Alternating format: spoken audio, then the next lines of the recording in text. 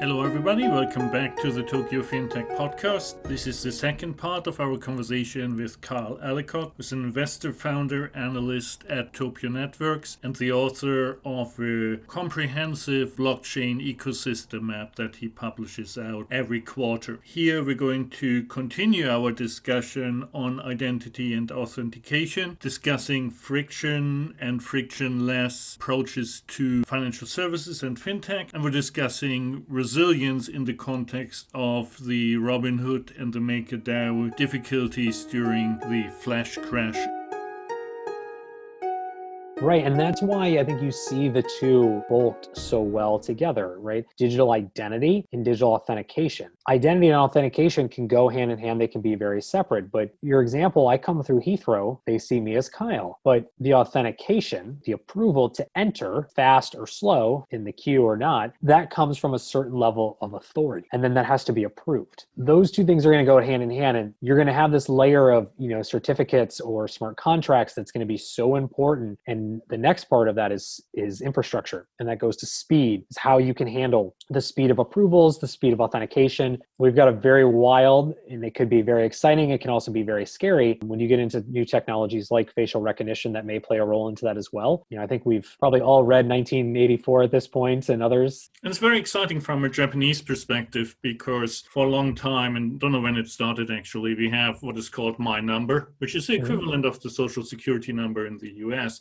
However, it's not widely used. And when we came back to Japan in 2017, for example, I had to fill in all the HR forms while joining a company. Then the My Number had to go into a separate concealed envelope because it shouldn't be written down on something that everybody can see. And that seems to be changing now. There's OneDrive that is pushing towards cashless payments, which was meant to end at the end of June, just before the Olympics, 9 months of discounts if you pay cashless. And the Interior Ministry, they have an initiative running then from July and August, I believe, where you actually can get a new physical card for My Number, and you can actually dedicate one cashless payment service. And then starting in September, you get 25% discount up to 5,000 yen. So that's like $50. It's not a lot of money, but it's free money. And the Japanese, as anybody else in the world, loves free money. So I think there will be a take-up of these cards. And then you suddenly have a digital foundation where you can build things onto that. It's probably a bit more robust given that it's a more recent development than the Social Security number in the US. It's really exciting to watch to see the adoption. Well, and to your example, we're in a very unique time, and people say that all the time, but it's truly, right, where we are in this year of 2020, going back to that example of that past decade, the amount of technology that was created, the amount of innovation that happened was so rapid, and the amount of brilliant people, right, people you and I both know, right, common friends, the amount of brilliant people out there has exponentially grown, and now they're everywhere. So now you've got corporations moving faster in some cases, slower in others, innovation almost forward thinking 10 years out, right, waiting for everyone else to catch up. And you have all of these pieces that are like, give it to us now. And some pieces of it are being implemented over time, right? Your example of Japan, you're ready to go. You are ready to be in this future we've talked about for the past hour. You're ready for this, but it has to catch up. The innovation, the technology in some cases is there, some is not. So that's why we're in this interesting time because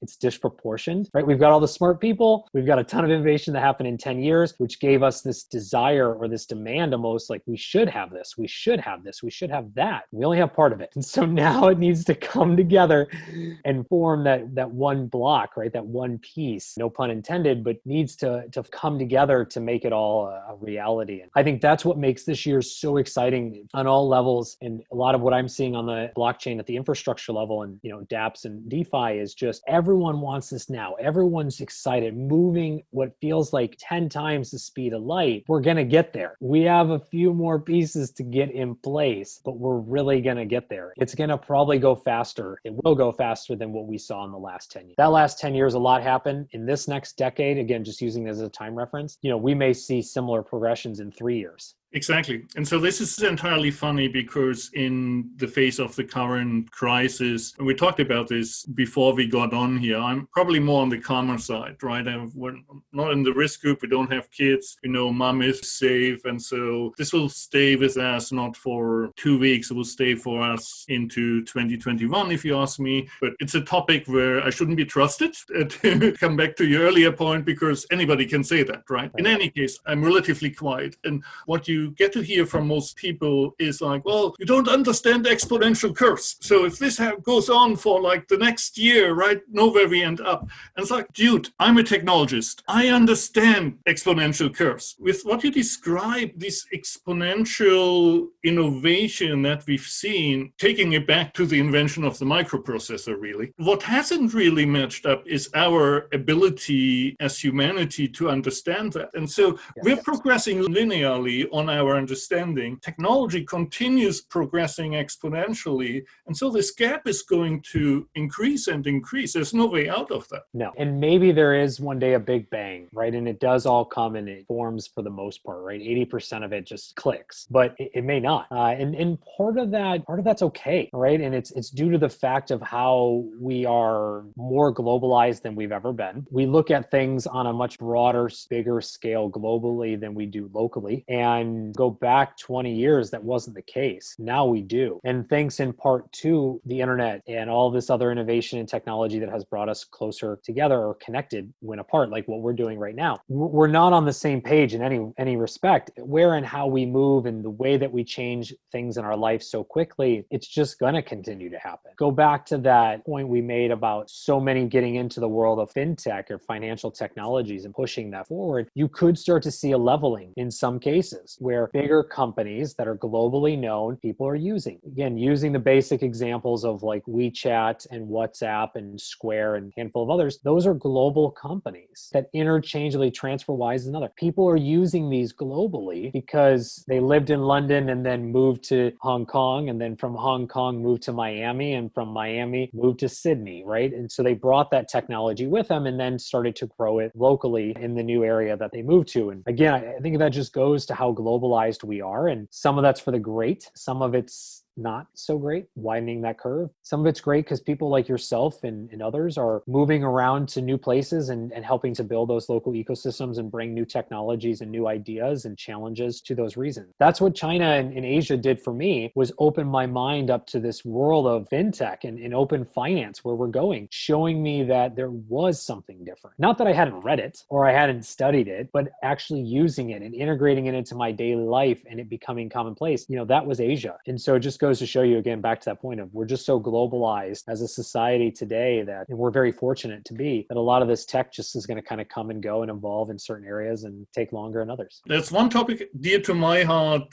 I want to talk about. That's friction and frictionless. And you wanted to talk a bit more about corporations. For me, it's like the dark side of frictionless. Like clearly there is a financial system that is hard to handle at times. And 99% of fintechs are focused on removing that friction. Now, when you make something easily accessible, there's always a part of the population that can't handle it well. And for me, it's chocolate. Leave chocolate within my daily radius, it's gone. And so I've got this mechanism that's called my wife, that when we get a bunch of chocolate, hides them. I can get my weekly allocation of a bar of chocolate. Otherwise, I would be able to fill the whole screen. Friction is actually a good thing for my health. And similarly, financial health, that people, if they gambling habits, whatever else it might be, if you give them a bunch of money digitally and you give them a frictionless way to spend it within milliseconds, they will use it. But their rent will come due on Saturday. And so what I find interesting is it's like this herd mentality, right? Everybody's talking frictionless. So everybody's moving to frictionless. And now these outliers, these out-of-the-box thinkers who say, actually, for the most part of the population, that's great, but there's a segment, and that is still a valuable segment, where actually reintroducing friction is a good point. One company is squirrel in the UK, they custody your money for you. Not very efficient in the initial implementation because they're using a separate bank account. But you get your salary transferred into a separate bank account, and then it transferred into your real bank account like a day before you need to pay your rent. It's like the equivalent of hiding chocolate. Financial health in that sense is a serious problem again, and not all frictionless is good and not all friction is bad. That's the point, basically. Yeah, and I couldn't agree more, both on the chocolate example, which I have a similar problem with, and the primary example as well is, as consumers, there are certain frictions, yes, that make sense. Squirrel and Venmo and a handful of others provide a frictionless experience that just makes sense. On a broader scale, or general scale, consumers globally, it's a mindset where certain frictions we're not ready yet to have those removed because we may or may not be disciplined enough. We may not have an understanding. It may be too loose. That's worrisome. Like the idea today of everyone being their own bank. I love it. I think it's a great statement. I think it has many definitions. In its most general statement of everyone now controlling everything, that's terrifying because, to your point, without that friction of having to go to the bank, someone may lose all their money. And some people may say, well, that's what should happen. Well, that's not for us as technologists to decide. We should be able to build in certain features to make the experience overall beneficial for everybody. And those who may lack the discipline, they have to still go through the steps, and that's still going to happen. But those who have the discipline, let's continue to improve things for them. So I agree. Some frictionless is very exciting, but it's very terrifying. Again, go back to that education example. We're not educated there yet. So the idea of everyone being their own bank, again, I believe it. I love it. I think it's a great statement. It will come. It will have its time. When are we going to get there? TBD. Not sure. Will we get there in steps? Absolutely. And will we see discipline start to come into our minds and lessons learned? Absolutely. Right? The first time you made a mistake on Venmo, as an example, accidentally sent someone $10, couldn't get that $10 back because it was the wrong person, you lost $10. You hopefully didn't make that mistake again, or you double check. Right? The same thing will happen as we remove those frictions throughout our daily lives. It's just we can't take them all out at once. That would crush the system and it would crush people. But will we get there? Yes. And what else may become frictionless? We'll see, right? The lending process to the types of assets we hold, it's coming. It's just pieces. And it's the other way to think about this, so frictionless, the amount of added weight and pressure that puts on you, right? We already have enough to deal with in the world. You go 9 to 5 from work, that's a lot. You got people, you have family, kids, friends, social, corporate lives. You have all this stuff already to worry about in a day-to-day. Now you have to worry about protecting a collection of assets that are digitized. That can be incredibly stressful for people day one. But if you start to tease this stuff in, right, and you let people build this habit, right, this mindset of how to manage these things, it can be a lot easier. But yeah, frictionless is great and slightly terrifying all at once. But just to be clear, I believe that's coming. I believe everyone being their own bank is going to happen. How and when, those pieces are still coming together. Will everyone have their own art gallery they manage? Maybe. It's just going to take time, but there will be some friction, and some people may choose to keep that friction. Others may say, like, I want it gone. You and I today may say, give me my frictionless experience tomorrow. I'm ready. And you know what? As technologists and innovators as we are, we'd probably panic. We'd probably just break it down because you'd have to realize what you manage, how to handle everything, and what that means. Ryan Adams, who runs Bankless, right, and Cami at the Defiant talk a lot about this world of open banking or open finance and Bankless, right, and everyone being their own bank. They do such a good job of teeing up these tutorials and walking you through these processes. But when you really think about that, all of these pieces, it's a lot to manage. And Ryan at Bankless does this great series on future of work and he did an article about the future of work and all the pieces that encompass it and kind of the Web3 equivalents. That is a lot to manage, right? So if you're a client of mine and someone else is a client of mine and what you're paying me through my bank account, but then someone else is paying me through a digital currency, and I have to manage 2 different commerce transactions, and then I have an e-commerce store that's taking in commerce. I mean, there's all that just there, right? And now I've got employees that I have to manage maybe 2 different HR systems or one. The point is, there's so much to be excited for around this frictionless world, the future of everything, the future of work work, the future of transportation, the future of finance, the future of everything we do is so incredibly exciting, but there is a little bit of underlining terrifying feeling and shakiness that comes with it. It's a lot more responsibility. And while we love things to be frictionless, we also love less responsibility. Will there be a world where, go back to identity, that through identity, we have a more centralized way of managing some of these things? So while they're frictionless in their own right, we have less of a burden, because it kind of is, when it comes to responsibility to manage those. That's possible. But again, the future of all of this and the lowering of friction absolutely is coming, and I'm incredibly excited to watch it further evolve. Function by function, frictionless is good, but then in aggregate, when I put it together, the sum of all frictionless can create additional friction because it's hard to manage, and I actually need some centralization again on top, because I don't want to manage 10 HR systems. Our generation, respectfully, will go through the bumps and grinds of this, right? We're going to see more of this. We're also going to be the loudest voices in the room, challenging and pushing this. The generation that's growing and coming of age and being born today, that's the generation that this will be commonplace for, where there's a middle generation where, the internet, they didn't know anything but the internet, right? The next generation will know nothing more than just the open world of finance. It will just be simple. For us, that is a frictionless battle, where you remove all the friction, we panic. We get excited, but then we panic when we realize maybe what it may incur. It'll make good in some ways and make bad in others. And like you said, it will actually add friction in different ways. And that's okay. I mean, that's our job. That's our job right now as innovators, is to figure out what is friction, where can friction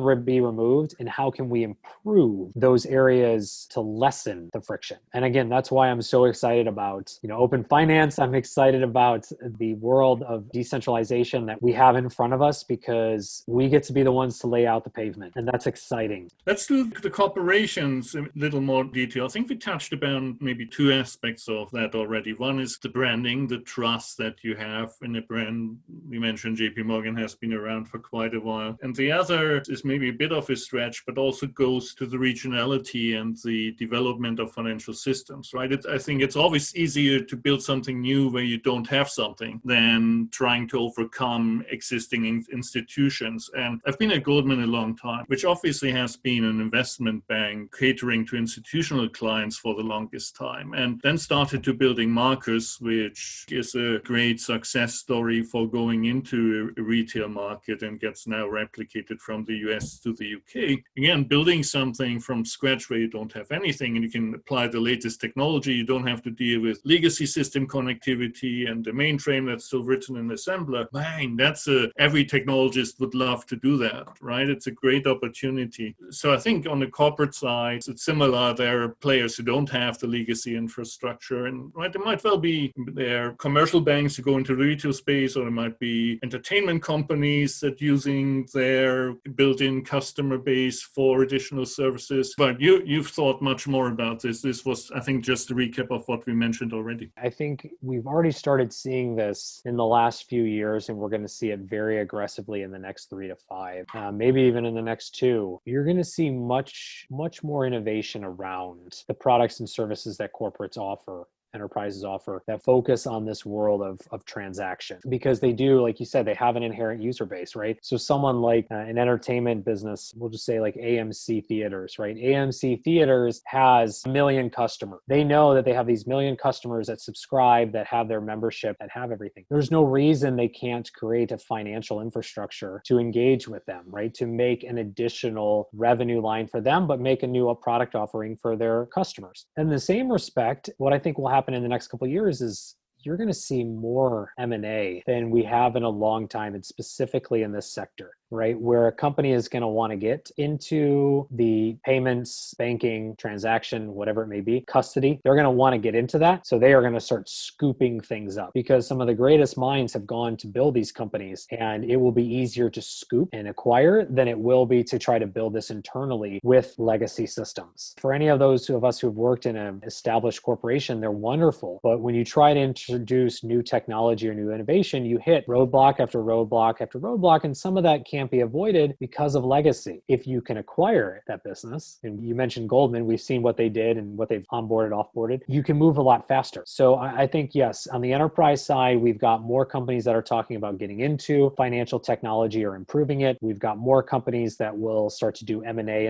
aggressively in the next 2 years, but for sure over the next 3 to 5. And corporate venture arms are already starting to cherry pick. Can't remember the exact stat, but I mean, the amount of venture funding that went into FinTech alone, right? We're not talking anything decentralized, blockchain. We're talking FinTech alone. I mean, that was an enormous amount of money. The acquisitions we're starting to see in that plus blockchain, decentralized, is increasing month over month. Double-digit billions of dollars that has been invested in just the blockchain space in the past 10 years. The last number I had, I think, was just around 22 plus billion in the past 10 years. That's a lot of money. My expectation is you're going to see more venture capital and more investments, more M&A into financial technology focused on this future of whatever it may be in their respected industry, and then also more around FinTech. I mean, if you look at the comparison with other industries, it almost sounds like the new normal for banking is what pharmaceuticals used to be up to this point. Because on the one side, you have this aggregation, you've got these mergers, all the big companies. It also means that innovation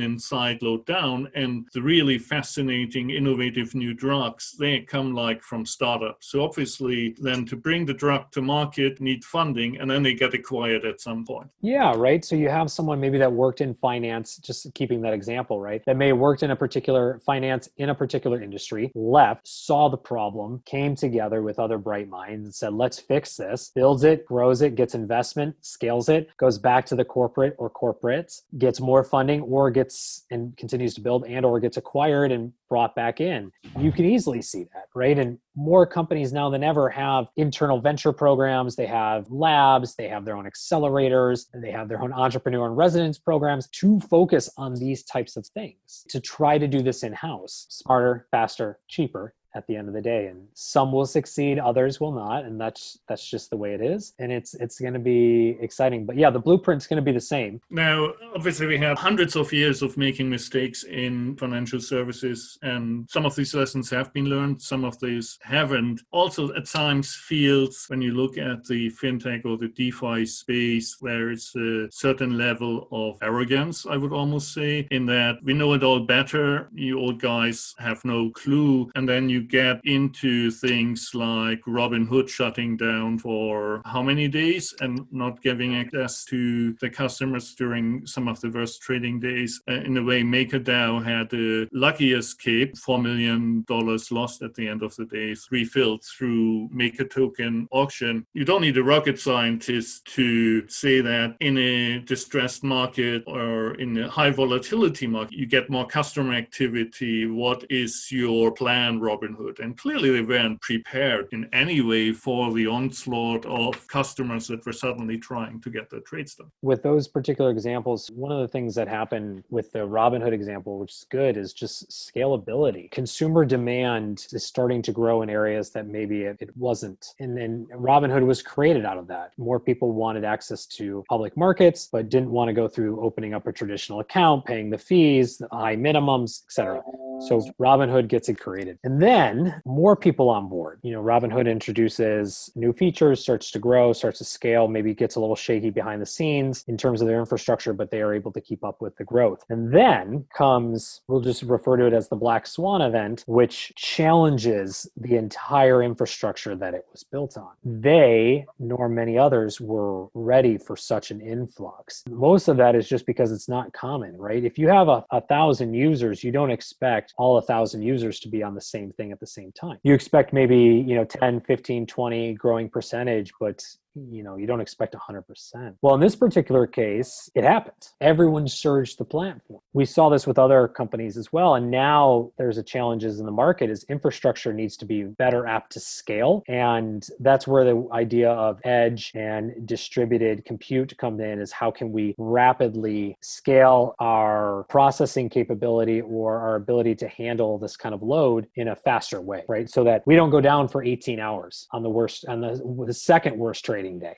We don't go down for a full day on the worst trading day, but instead maybe we have a small snag and a little slowness for the first hour, and then we're fine. That is, I think, a hard lesson, that painful, expensive lesson everyone learned very quickly. And even with Maker, the same thing, right? You get your entire, we'll just continue to use the word platform, you get your entire platform surged with 80, 90, 100% people want out. People want to be active. You're not ready for that. And so the applications of the future and looking at Web3, that's a hard lesson to take to heart. If you're building an app right now, decentralized or otherwise, you need to be prepared as you grow and scale for that fluctuation. Because if you have something that people want, and to our conversation, it's tied to finance, it's tied to people's money, that's something they need instant access to right away, no questions asked. And you have to almost do stress tests. And we're seeing more of this, right, in the DeFi, decentralized finance spot, right? When more people are trying to do audits, trying to do stress tests, because you need to be ready at every time. So if you have 100 users today, your system should be able to handle, call it 150%. And if it can't, why, right? What more is it going to be? What more do you need to do to scale it there, right? If you've got 110%, know what the risk you're running, right? If you're at 70%, know that you are in trouble. And that's a lot of what Maker came out of looking at is, we need to reassess. And a lot of other stable coins, a lot of other platforms in the DeFi space, just like we had with the flash loan attacks, people realize like things have to be stress tests. Things have to be, you can't run 100 miles an hour, go all the time and not check things. And that's just part of the testing, the Q&A process, part of developing something new, right? Something that's challenging. We are learning from those experiences. And I think you're going to see new types of challenges arise from those, but some of those things will be forethought out before. In today's world, going to AWS and scaling up a 5,000 server farm on a spot for a quant calculation that only runs 40 seconds but needs that horizontal scaling is snap and is not very costly. So, Robinhood should be severely punished and penalized in the same way the banks have been after the financial crisis, because I don't think they have any excuse for that breakdown and the way that went down. I think I've read that they will be. There's going to be some stuff that's going to come out, but I don't disagree. And I think what we can all take, right, including all the listeners here, what we can all take from these situations is it's important to just take a minute and actually do the checks and balances. Take the time to stress test and go through QA constantly. And it's going to be even ever important as we get into this world of decentralization to have those habits, those processes in place, that you're constantly checking these things. From what I take away, that's the biggest piece. Is it's more important than ever to have those checks and balances in place, because if you don't, this is what happens. You're not just down and I can't post an update. You're down and I can't access my capital, or I lose 70% of the capital I had with you without any chance to get it back. Now, speaking general, right, there are things in place to protect that, but just as the extreme is you're dealing with something that's a little bit more emotionally attached to people and their lives are dependent on it. And when we look at the world of open finance and just decentralized finance, that is still in that world. Therefore, we need to take those precautions to do the audits, to do the tests, to continually look at how we can grow and improve scale and how we can improve timing to just keep things going. Every industry goes through this. Every industry, as you and I both know. Look at domains. Domain names have a 99.9% uptime. The reason that got put in is because at one point they probably promised 100% and then something got hacked. Their system went down, your system went down, whatever. There was a hack. Because of that, there was downtime. You could then challenge the 100% and get your money back. Well, now with 99.9, there's that fraction of error of uptime. More likely it's never going to occur, but there's a fraction of it. And so we need to take, again, this away is that everyone goes through this. It's very unfortunate what happened when it happened. Now going for Web3 in the future, take this into consideration and don't make the same mistakes. Hopefully the others that you make are less impactful than those that came before. You mentioned the flash loan. What a brilliant mind. 3 distinct protocols and all of them run in isolation perfectly, and figuring out how to combine them and exploit this. It's totally worth the $400,000. That should be the hacker bounty anyway, but that really needed a smart mind to figure it out. Clearly clearly, otherwise it would have happened much earlier. It was 2 to act, so just over 300 and then just over 600. So just around $1 million, we'll call it. Yeah, it's a lot of money. That's a lot of money, right? But it was going to happen at some point. Could have been a hack to everyone's accounts and deleted everyone's accounts, right? That's another way of looking at it. Instead, the individual found a very clear as day flaw in the process, and it was there. And now people know about it, and now people can test against it and try to build new safeguards against how those types of things work, right? Maybe loans now, and from that perspective, are more time-based, right? There's a restriction on time versus instantaneous. They give half a second or a millisecond of delay. So